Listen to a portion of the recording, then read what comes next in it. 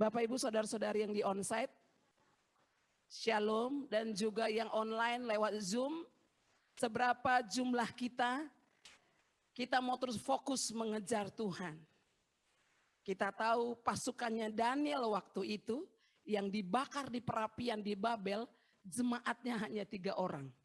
SMA, Sadrak, Mesak, Abednego.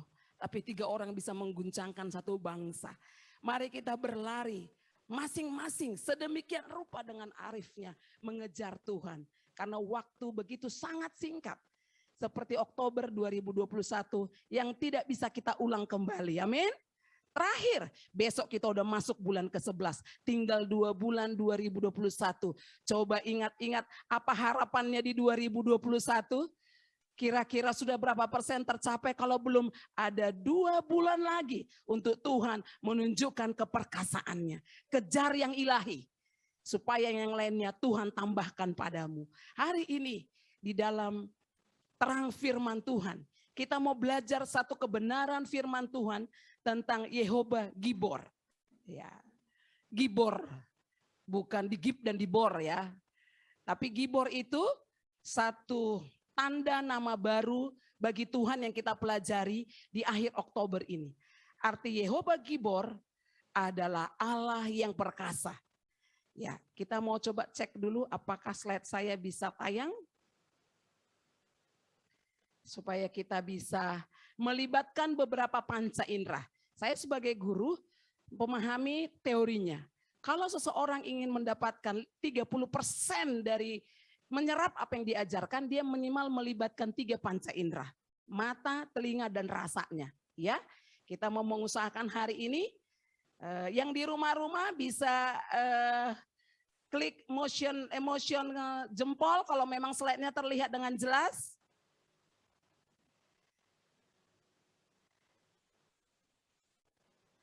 Tes atau suara saya terdengar jelas? Oke ya, kalau yang di onsite tentu jelas. Karena saya memang suka bawa mic di mana-mana di leher, tambah mic ini jadi double mic. Sebelum ke cerita Yehovah Gibor, saya hari Jumat kemarin diberkati oleh pekerjaan Tuhan. Di tengah bersama-sama dengan teman-teman di sekolah, merapihkan sekolah ya, yang menjadi perwujudan misi Tuhan. Saya berkomunikasi dengan seorang wanita Chinese, suaminya adalah polisi di daerah Batam. Ketika mereka mendengar waktu itu di dalam presentasinya Pak Obden, bagaimana Tuhan memakai pendidikan sebagai transformasi misi di masa modern, dan mereka tertarik. Saya kira itu hanya wacana, tetapi waktu kami berkomunikasi, keluarga ini siap untuk membangun satu sekolah dengan berpusat kepada Kristus dalam pengajarannya di tingkat TK dan SD. Wow, keren. Yehovah Gibor, Allah yang berkasa, terus bergerak. Itu yang harus menyemangati kita berjalan bergairah makin lama makin kuat. Karena Yesus never stop. Tuhan tidak pernah berhenti. Bahkan dia menjangkau banyak orang. Supaya makin cepat speednya dan makin banyak orang yang memberi dampak. Karena kerajaan Allah sudah sangat dekat. Ladang sudah menguning. Mari hari ini tegakkan kepalamu. Lihat Tuhan yang perkasa. Supaya mata kita tidak fokus dengan 1-2 perkara yang kita berputar-putar di situ saja. Saya tadi malam juga dapat kabar dari adik saya di Pematang Siantar. Mereka dari awal membuat satu bimbingan pembelajaran baik online dan offline. Memang awalnya itu untuk mata pencarian, tetapi kami dorong untuk mereka mengerti bahwa itu adalah lumbung untuk mengerjakan tuaian yang besar dan luar biasa. Di tahun ini dengan seluruh masalah yang Tuhan kerjakan, kita katakan kepada mereka, ayo angkat kepalamu, ayunkan sabutmu, tuai. Ketika kita menuai, kita mengikuti pergerakan Allah yang perkasa, Tuhan akan leluasa mengerjakan, menyelesaikan bagian-bagian pribadi hidup kita. Kadang yang membuat macet cara Tuhan mengerjakan karena kita di sana. Tuhan itu sopan sekali, teposeliro katanya. Jadi nggak mungkin dia ikut campurin kalau kita udah campurin. Kita harus memang angkat tangan kita supaya Tuhan turun tangan. Dan luar biasa, yang Tuhan kerjakan. Lewat bimbingan belajar ini, banyak keluarga yang dipulihkan. Banyak anak-anak bimbel yang sedang putus asa untuk masa depan, pilihan jurusan, akhirnya mereka bisa berdoa. Ada pelayanan-pelayanan lewat dunia mana saja yang Tuhan kerjakan. Dengar suara itu. Bahwa Tuhan Allah yang perkasa sedang bergerak. Makin cepat, makin besar. Oleh karena itu, tatap tuaian itu. Supaya kita menjadi orang-orang yang begitu ringan melangkah. Tidak penuh dengan beban-beban pribadi. Percaya pribadi kita sudah selesai di kayu salib. Amin. Begitu mahal harga Tuhan menebus kita dengan darahnya. Dia akan menyelesaikan segalanya. Bahkan karakter yang sangat melekat mungkin. Dari pola asuh sejak kecil. Yang selalu nempel dalam hidup kita. Masa lalu yang buram sekalipun. Bagi Tuhan di kayu salib sanggup dia serahkan. Sanggup dia selesaikan. Hari ini sungguh saat mempelajari Tuhan Yehova Gibor, mari belajar. Angkat kepalamu, pandang Allah yang perkasa. Supaya keperkasaannya mengalir bagimu dan kau injak lawan, kau kalahkan karaktermu dan katakan aku mau maju. Seperti prajurit yang gak menanggung beban-beban kecil supaya kau menanggung beban ilahi. Puji Tuhan. Yehova Gibor artinya adalah tadi Tuhan Allah yang perkasa. Pertama kali dimunculkan di dalam slide berikutnya, tertulis di kitab Ulangan. Ulangan itu adalah di dalam perjanjian lama, hukum Taurat adalah kitab yang kelima yang ditulis oleh Musa. Nah, karena di sini ada mahasiswa, perlu juga referensi ilmiahnya disampaikan. Oke. Saya bacakan di Ulangan 10 ayat yang ke-17. Demikian di sana firman Tuhan. Sebab Tuhan Allahmu, Allah segala Allah dan Tuhan segala Tuhan. Allah yang besar, kuat dan dahsyat. Yang tidak memandang bulu ataupun menerima suap. Allah yang besar, kuat dan dahsyat itulah Yehova Gibor. Disebut di kitab Ulangan. Kenapa itu disebut? Saya cerita sedikit kisah di kitab Ulangan ini. Kitab Ulangan ini adalah tulisan Musa yang terakhir. Dia menyampaikan ini kepada generasi padang gurun. Kita sekalian tahu waktu itu Musa ya yang diambil dari air, dipelihara oleh permaisuri Firaun, ternyata punya rencana. Yang diberi Tuhan kepadanya itu membawa apa? Bangsa Israel keluar dari Mesir, masuk ke tanah Kanaan, tanah perjanjian. Nah, ketika dia membawa umat itu, sebagian besar mereka mati di padang gurun. Lahirlah generasi yang baru. Kita tahu kisah mereka di Keluaran, yaitu generasi pertama yang datang dari, yang keluar dari Mesir ke padang gurun itu generasi pertama itu. Mereka adalah orang yang sudah melihat banyak mujizat Tuhan. Kita tahu pembacaannya. Ya, di sekolah minggu atau di sekolah-sekolah kita belajar. Mujizatnya apa?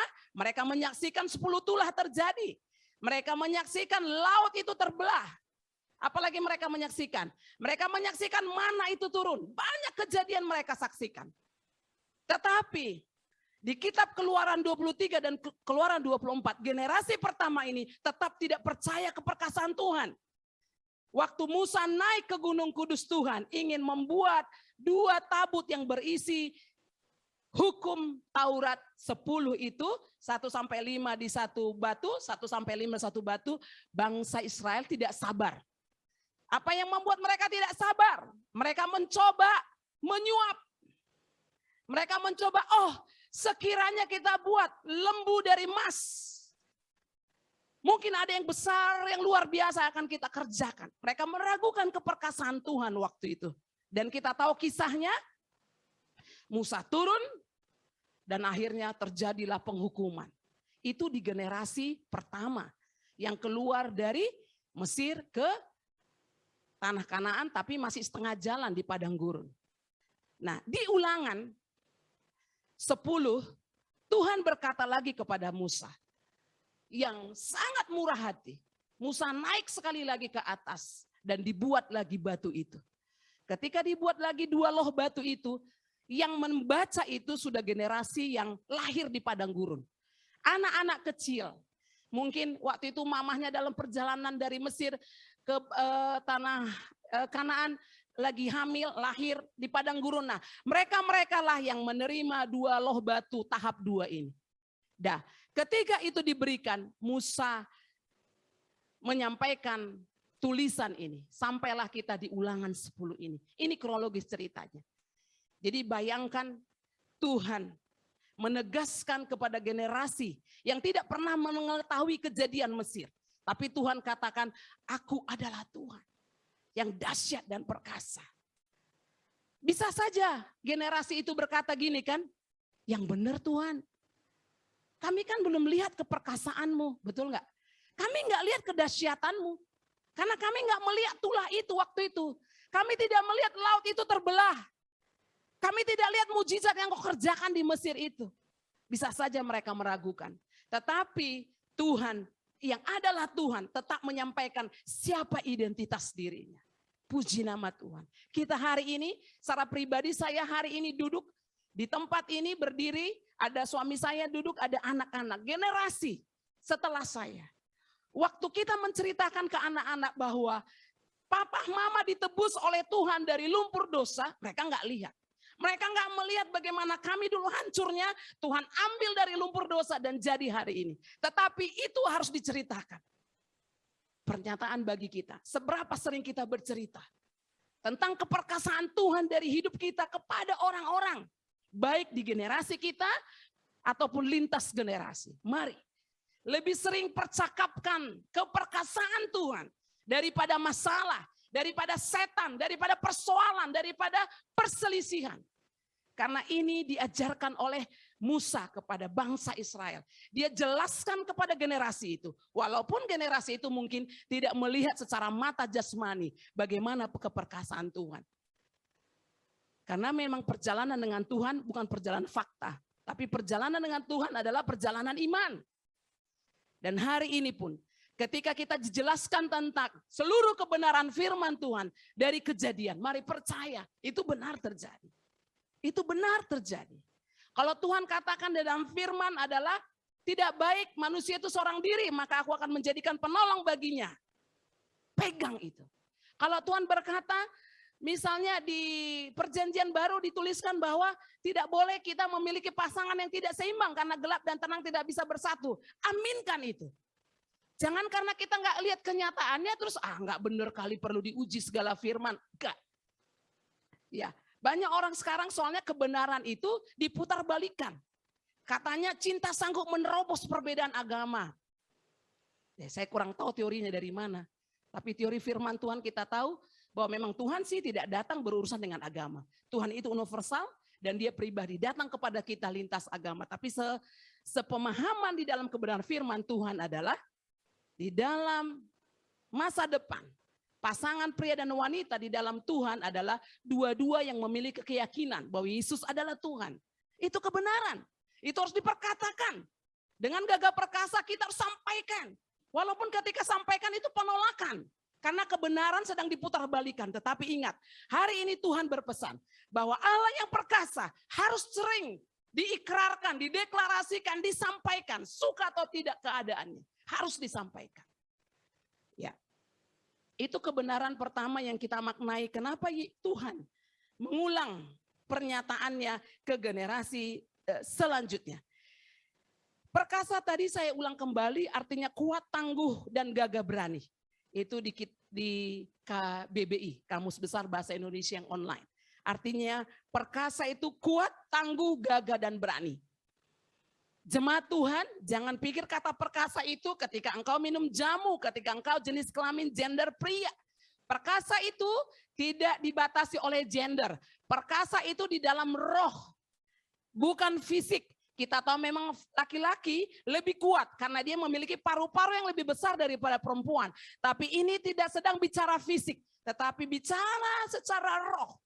Baik wanita, baik laki-laki yang kau dipanggil, mengerti bahwa Allah yang perkasa itu adalah Allah yang kuat, tangguh, dan gagah berani. Tidak sembunyi di bawah kolong ketika ada bencana dan mencari kambing hitam. Itu bukan stylenya Tuhan dan stylenya gereja Tuhan. Amin. Oke. Tuhan menegaskan keperkasaannya agar generasi baru yang lahir di padang gurun itu satu. Next Slide selanjutnya. Menyadari bahwa tidak ada ilah-ilah lain yang sebanding dengan keperkasaan Tuhan. Karena memang waktu generasi papa mama mereka mau mencoba mengimbangi Tuhan dengan ilah lain. Yaitu dengan lembu emas.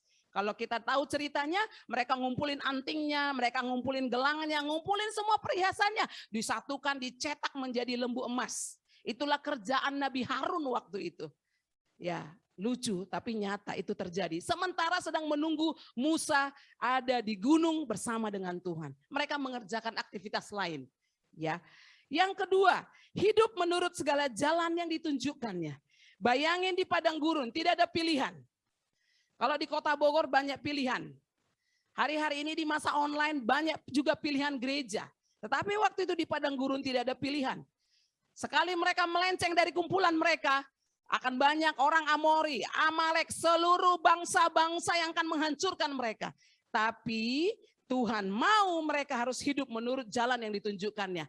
Di padang gurun, saya rasa kita semua perlu sedikit memahami karena belum pernah jalan-jalan. Di padang gurun itu, rute kompas itu aja bisa nyasar. Ya, tadinya itu jalan kaki kita bisa hilang tiba-tiba karena tiupan angin, jejak kaki hilang. Nggak tahu arahnya kemana. Kayaknya bahkan katanya muter-muter di sana. Jadi betul-betul hari itu mereka harus mengandalkan kompasnya Tuhan. Suara, telinganya harus dipertajam mendengar ke barat, ke timur, ikut arah matahari atau berbalikan arah matahari. Bayangkan begitu sulitnya. Kemarin pagi saya dan suami olahraga pagi berjemur ketemu dengan senior ojek online.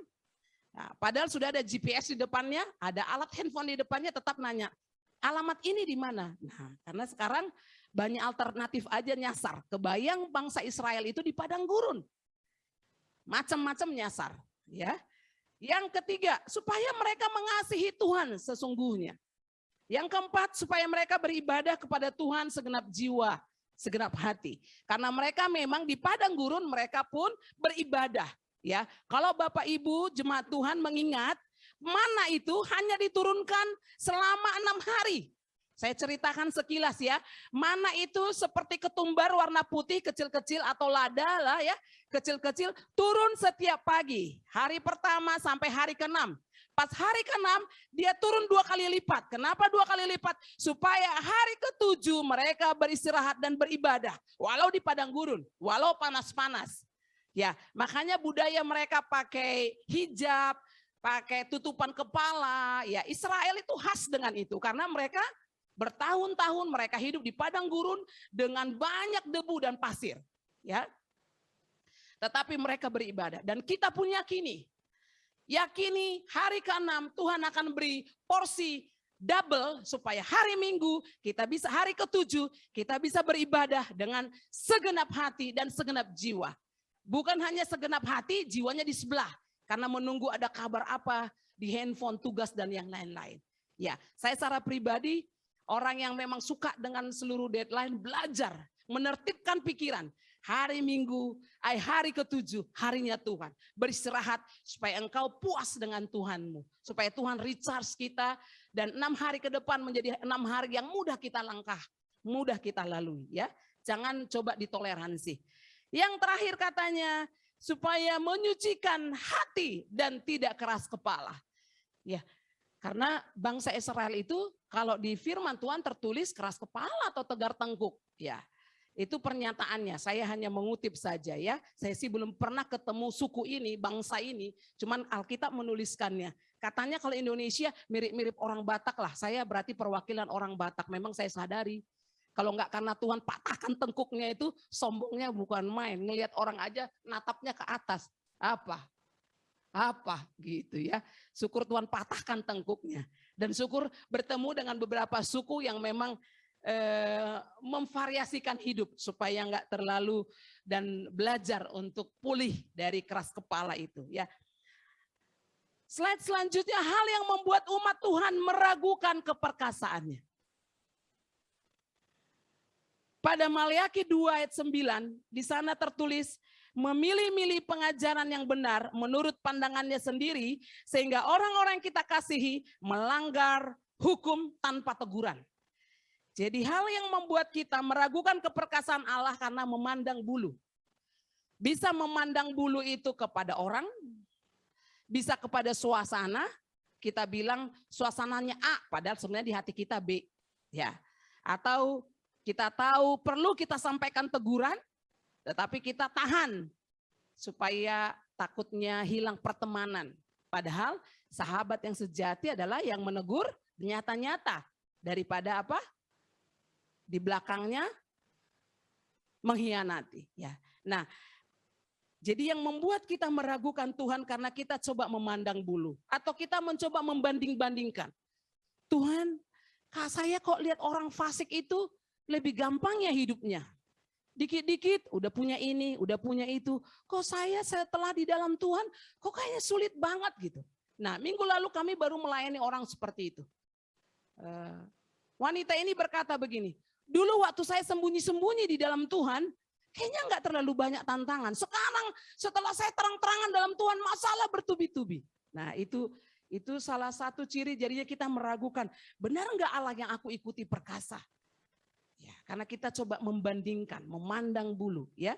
Yang kedua, menerima suap.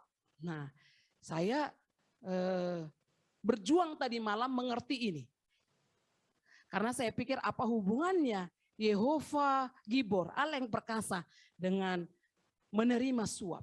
Ternyata saya belajar kisah ini, ya, kisah ini diulang 2 kali tentang suap ini. Ya, satu di Keluaran 23 yaitu kepada generasi yang keluar dari Mesir masuk ke padang gurun, satu lagi dijelaskan di Ulangan 10, generasi kedua yang sudah lahir di padang gurun. Nah, ternyata memang kenyataannya tanpa mereka sadar, mereka sering punya kumpulan-kumpulan. Mereka menyuap Tuhan dengan caranya, ya, mereka juga menyuap Nabi Harun. Mereka juga mengganggu, membisikkan yang buruk, ya. Nah, kalau menyuap di situ dikatakan mereka membuat mata orang bijaksana buta dan memutarbalikkan perkataan orang-orang benar. Jadi kalau kita mau menjadi orang yang mengalami Tuhan yang perkasa, hindari 2 hal ini. Memandang bulu dan menerima suap. Atau melakukan suap. Kita mau bahwa hidup kita mengalami komitmen dalam gereja Tuhan seperti Mika 3 ayat 8. Saya bacakan untuk kita semua di dalam slide berikutnya. Mika 3 ayat 8. Tetapi aku ini penuh dengan kekuatan, dengan roh Tuhan, dengan keadilan dan keperkasaan untuk memberikan kepada Yakub, untuk memberitakan kepada Yakub pelanggarannya dan kepada Israel dosanya.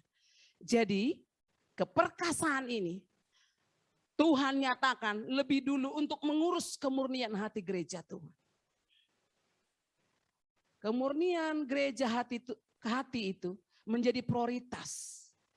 Supaya akhirnya kita sadar sepenuh hati, Allahku yang perkasa. Tidak perlu aku suap, tidak perlu aku putarbalikkan fakta, tidak perlu aku interpretasikan kebenaran yang aku baca, bahkan aku hindari firman yang rasanya itu menelanjangi dosaku.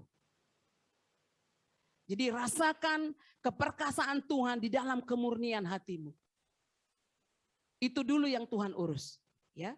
Nah, Tuhan ingin bahwa gereja Tuhan tidak kompromi, tidak tercemari oleh dosa. Tetap menjaga kemurnian. Tetap menjaga kemurnian hati, pikiran, perbuatan, dan perkataan. Agar kita melihat keperkasaannya dalam seluruh aspek hidup kita. Itu yang kita rindukan terjadi. Mari hitung dengan sekilas 5 teratas pergumulan-pergumulan yang sering kita alami. Dalam 5 teratas pergumulan itu, apakah kita suka meragukan Tuhan di sana?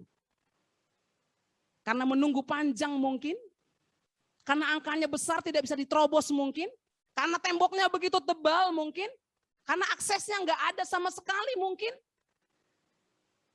Kalau hal itu ada, hari ini minta kepada Yehova Gibor, Allah yang perkasa, untuk murnikan hatimu. Seperti di pom bensin, start dari nol. Still nul still. Segarkan hatimu kembali.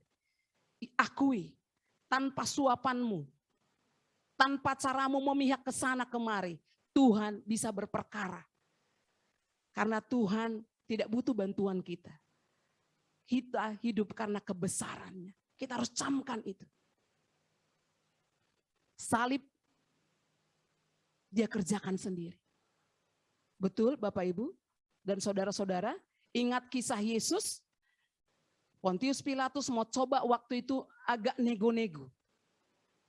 Kayaknya Pontius mau menunjukkan kekuasaannya bahwa dia punya otoritas. Untuk tidak jadi dihukumnya Tuhan. Dan Yesus tidak setuju dengan inisiatif itu.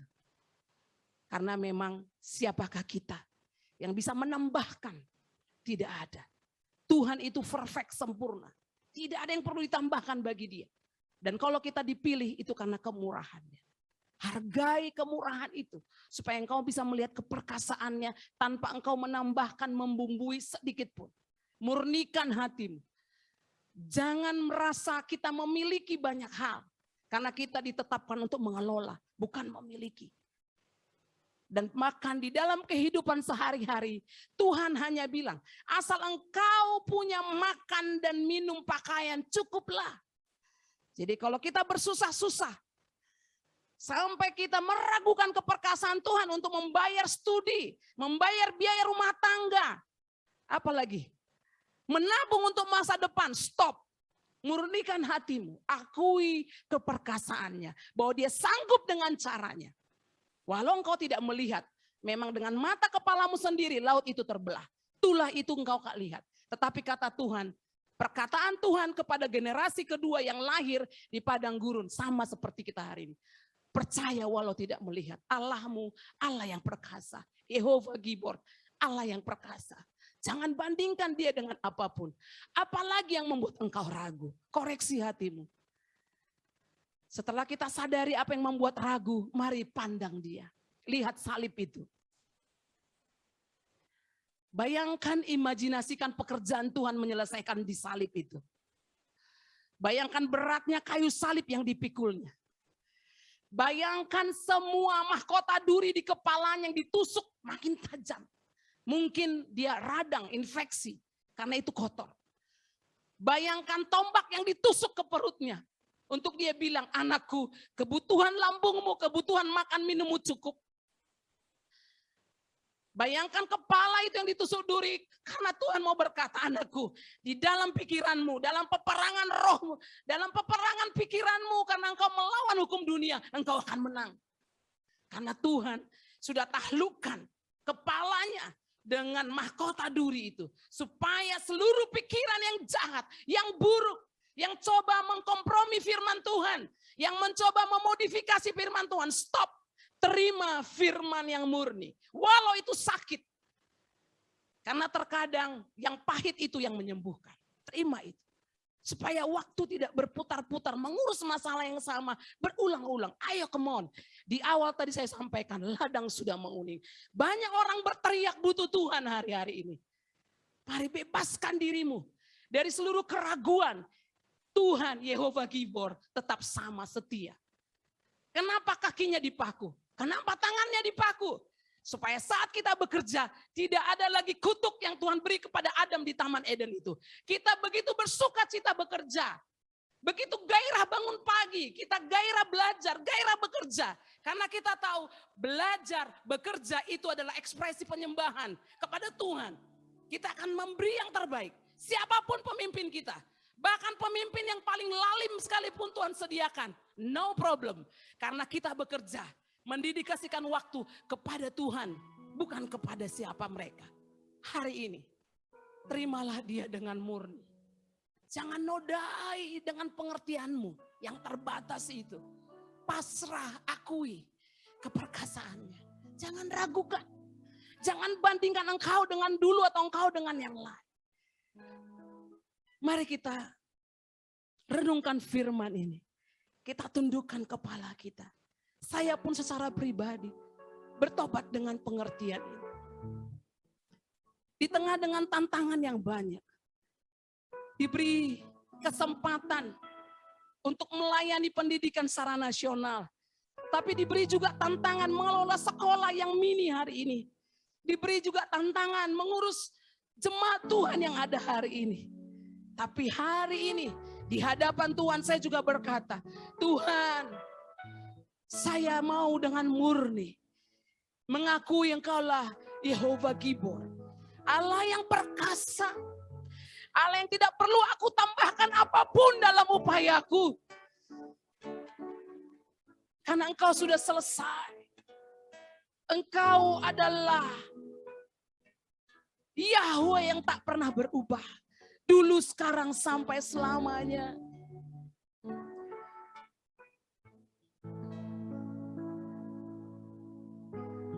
Kalau firman ini datang kepadamu dengan bahasa yang terbatas, buka hatimu. Akui keraguanmu. Akui emosimu yang naik dan turun ketika menghadapi situasi. Yang datang terlebih penting, akui dia. Dia Yehova Gibor yang akan menibakan engkau di tanah perjanjianmu. Walaupun berjalan di padang gurun itu sesuatu yang tidak mengenakan. Walaupun makan dan minum serba sedikit, tapi Tuhan berkata, akulah Yehova Gibor, Allah yang perkasa, yang akan membawa engkau masuk kepada masa depan perjanjianku.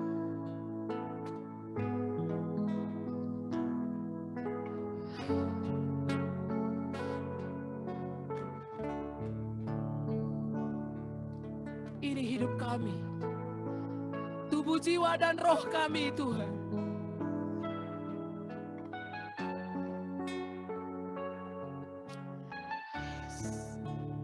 Mari masing-masing kita berperkara dengan Tuhan. Hati yang lembut, hati yang lembut. Terima suaranya, dengar dia.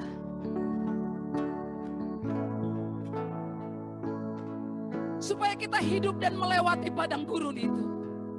Supaya kita tidak musnah di padang gurun, mati secara rohani. Tapi kita tiba di tanah perjanjian. Di perjanjian berkat yang sudah Tuhan sediakan.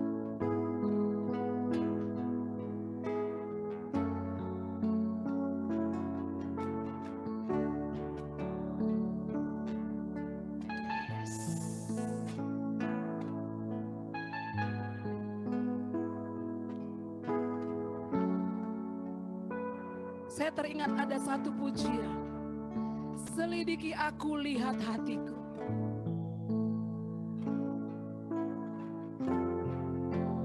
Mari kita sama-sama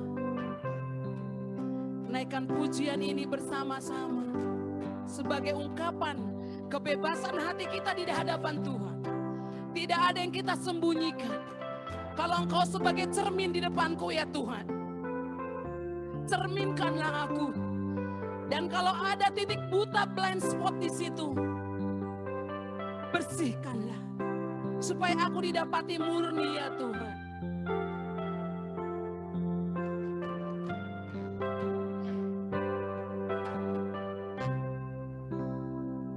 Selidiki aku, lihat hatiku. Apakah ku sungguh mengasihimu, Yesus, Kau yang Maha Tahu dan menilai hidupku. Tak ada yang tersembunyi bagimu. Selidiki aku, lihat hatiku. Apakah ku sungguh mengasihimu, Yesus, Kau yang Maha Tahu dan menilai hidupku. Tak ada yang tersembunyi bagimu. Telah kulihat kebaikan-Mu yang tak pernah habis di hidupku. Ku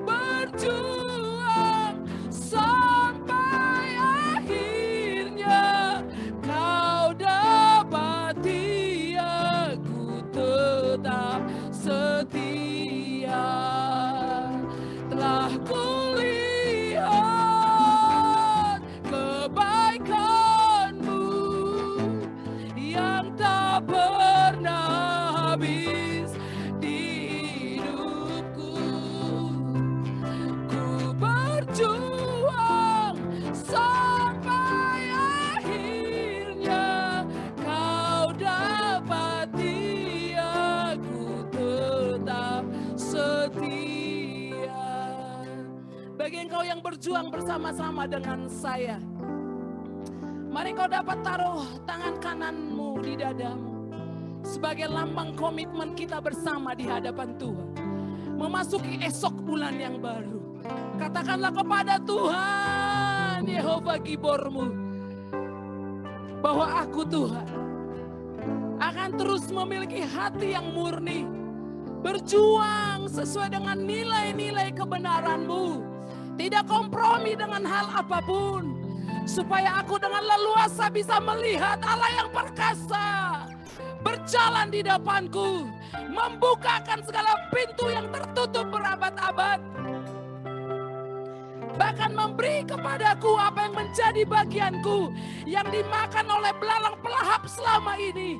Dalam nama Yesus, aku akan berjalan melihat sumur-sumurku yang membual. Aku akan berjalan melihat utang-utangku yang akan diselesaikan.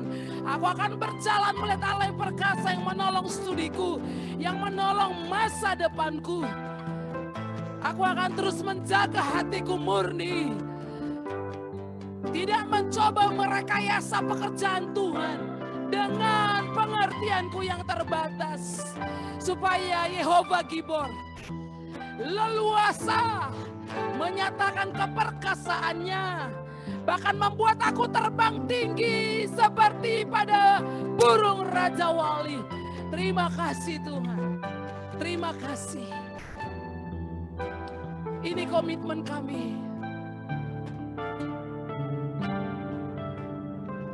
Telah kulihat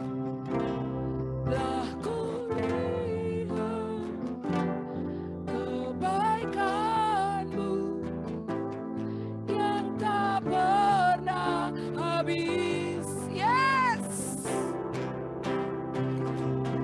ku berjuang sampai akhirnya Kau dapati aku tetap setia.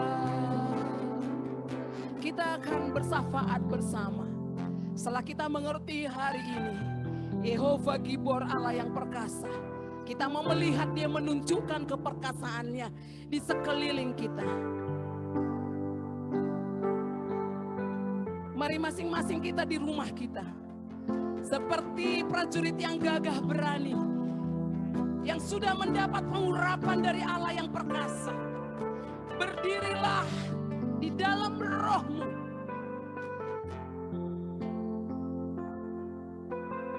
Ingat sekelilingmu, ingat keluarga, kota, dan bangsamu, dan perkatakan berkat padanya.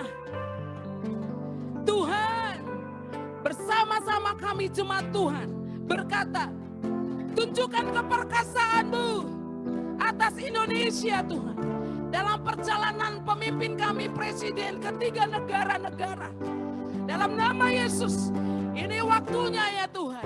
Negara dengan 270 juta penduduknya akan menunjukkan keperkasaan Tuhan kepada dunia, bahwa Indonesia adalah miniatur bangsa-bangsa. Akan banyak misionari utusan dari bangsa ini ke bangsa-bangsa. Ada misionaris dari Papua untuk Afrika, ada misionaris dari Kalimantan, Singkawang untuk negara Chinese Tuhan. Oh, ada misionaris dari Sumatera Utara, suku-suku Batak untuk orang-orang yang ada di Jerman. Banyak suku-suku bangsa dari negeri ini yang akan menjadi perwujudan misionari Tuhan kepada bangsa-bangsa, menjangkau 2 miliar penduduk bumi yang belum mengalami Injil. Karena kerajaan-Mu sudah sangat dekat. Dengan Engkau mengizinkan pandemi ini panjang, kami tahu ini kesempatan untuk orang menyadari ada kekuasaan Tuhan yang selama ini diabaikan. Ini saatnya Engkau menunjukkan diri-Mu yang perkasa. kepada ekonomi bangsa-bangsa, kepada pola pemerintahan bangsa-bangsa, kepada sosialnya bangsa-bangsa, kepada pendidikan atas bangsa-bangsa. Ini waktunya ya Tuhan, karena ternyata yang kami bangun selama ini begitu mudah tidak bergerak oleh karena pandemi ini. Ini waktunya Allah yang perkasa, Allah yang tetap memelihara umatnya di padang gurun itu, yang tetap memberi sehat, yang tetap menjaga kakinya ketika berjalan puluhan tahun, kasurnya tidak rusak, yang tetap menjaga bajunya tidak koyak ketika perjalanan di padang gurun. Ini saatnya Tuhan mau menunjukkan keperkasaannya di tengah-tengah keterbatasan pukulan dari pandemi COVID ini. Tuhan terima kasih bahwa kami melihat keperkasaan itu. Dengan kami terus melakukan bagian kami, yaitu menjaga kemurnian hati kami menerima firman-Mu. Tidak mengartikannya sesuai keperluan kami. Bahkan kami berdoa, kami tidak mau upaya kami seperti suap bagi-Mu. Karena Engkau sudah cukup dengan seluruh kekuasaan-Mu, menjadikan yang tidak ada menjadi ada. Terima kasih Tuhan. Terima kasih.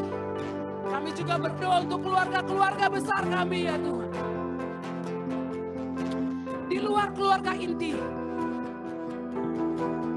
kami berdoa Tuhan, sejauh doa kami ini, jangkaulah mereka yang terjauh sekalipun. Jangkaulah mereka. Jangkaulah mereka, jangkaulah ya Tuhan. Pintu anugerah keselamatan bagi mereka. Sama seperti Engkau menjangkau kami dengan cara-Mu yang unik Tuhan. Jangkau mereka, ini kerinduan kami. Supaya kami bisa bersama-sama mengalami karya keselamatan. Jangkau mereka. Mereka yang sedang terlilit hutang. Mereka yang sedang dalam dosa. Mereka yang sedang kesepian. Mereka yang sedang sakit. Mereka yang sedang miskin. Tuhan jangkaulah. Jangkau. Seperti rencana besar-Mu mengeluarkan umat-Mu dari Mesir. Keluarkan mereka dari dunia ini. Masuk kepada terang-Mu yang ajaib ya Tuhan. Terima kasih. Terima kasih. Terima kasih. Bangkit gereja-gereja Tuhan di mana-mana atas negeri ini. Berapa persen pun komposisi gereja Tuhan di negeri ini, kami percaya bersama dengan Tuhan, kami sanggup memberi warna kekristenan di negeri ini. Terima kasih Tuhan. Berkati gereja-gereja Tuhan yang ada di pemerintahan, yang ada di dunia entertainment, yang ada di bisnis, yang ada di politik dalam nama Yesus, yang ada di anggota dewan mulai dari tingkat nasional, tingkat provinsi dan daerah dalam nama Yesus Kristus. Ketika mereka sudah tercemari oleh norma dunia, oleh prinsip dunia, hari ini Tuhan Yehova Gibor turun memurnikan, menyadarkan mereka bahwa Tuhan yang sudah memimpin mereka keluar dari tanah Mesir, Tuhan mau dalam perjalanan prosesnya mereka tetap murni supaya tiba di tanah perjanjian bersama Yehova Gibor. Terima kasih, kami mengucap syukur. Terima kasih Tuhan. Terima kasih. Ini syafaat kami ya Tuhan. Kami bersyukur. Jadilah pada kami seturut kehendak-Mu. Engkau Allah sejauh doa yang sanggup menjawab lebih daripada apa yang dapat kami doakan dan pikirkan. Terima kasih Tuhan. Terima kasih. Terima kasih. Kiranya Engkau memberkati kami.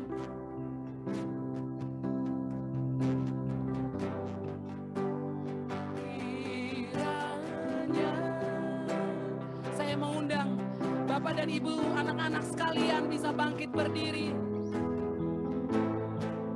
Kita meminta kekuatan keperkasaan dari Yehova Gibor memberkati kita sekalian memasuki bulan yang baru. Daerahku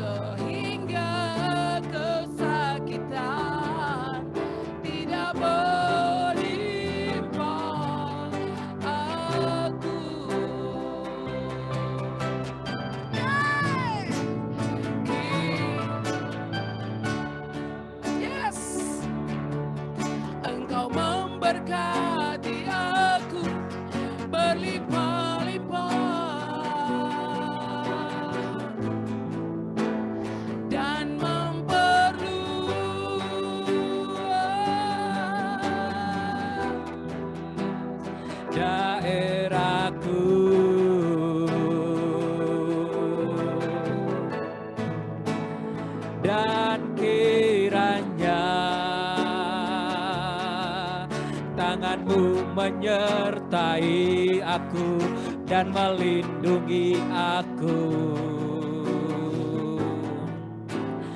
daripada malapetaka, sehingga kesakitan tidak menimpa,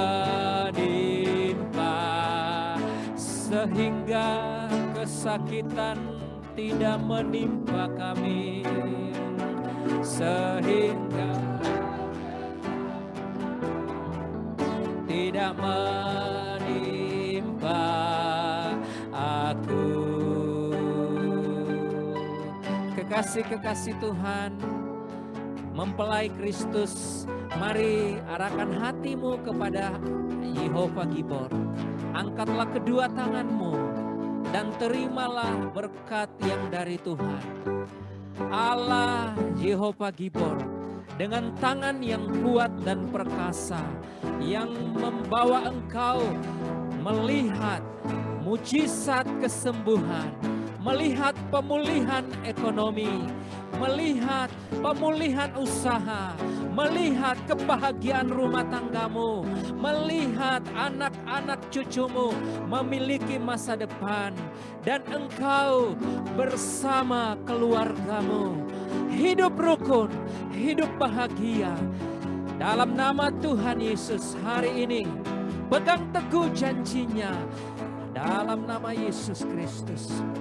Biarlah berkat dari Allah Bapa di sorga, persekutuan di dalam anaknya Yesus Kristus, penghiburan dan pemeliharaan dari Allah Roh Kudus menyertai kita sekalian mulai hari ini sampai Maranatha. Yehova Gibor datang kedua kembali untuk menjemput kita, anak-anaknya, di awan-awan yang permai, di dalam nama Tuhan Yesus Kristus.